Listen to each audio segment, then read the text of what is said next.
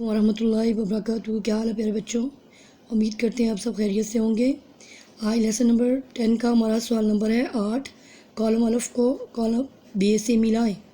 ٹھیک ہے، یہ کالم الف ہے اور یہ ہے ہمارے پاس کالم بی۔ یہ دو کالم دیے گئے ہیں، کچھ لفظ اس میں لکھے گئے ہیں اور کچھ اس میں دیے گئے ہیں۔ دونوں کو ملا کے فقرہ پورا کرنا ہے اور کالم کو درست ملانا ہے الف کو اور بے کے ساتھ۔ ٹھیک ہے، کالم الف اور کالم بے کو آپ درست سمجھ میں ملائیں گے، فقرہ مکمل ہو جائے گا۔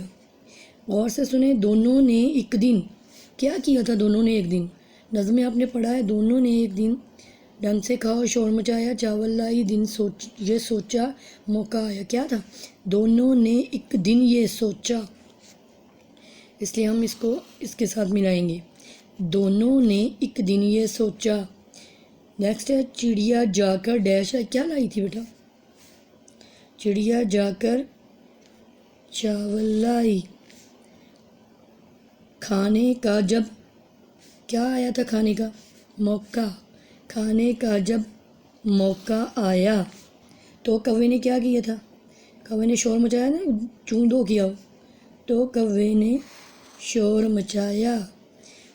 کھانا اچھے کس چیز سے کھاؤ؟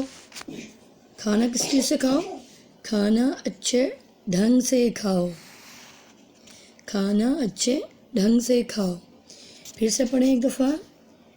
دونوں نے ایک دن یہ سوچا، چڑیا جا کر چاول لائی، کھانے کا جب موقع آیا تو کوے نے شور مچایا۔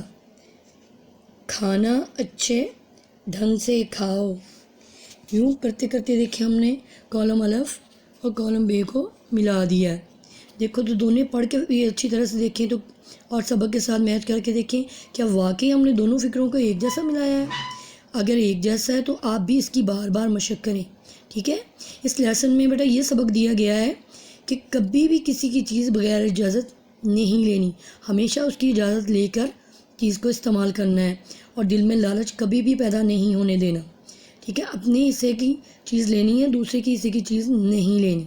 بہت شکریہ، اللہ حافظ۔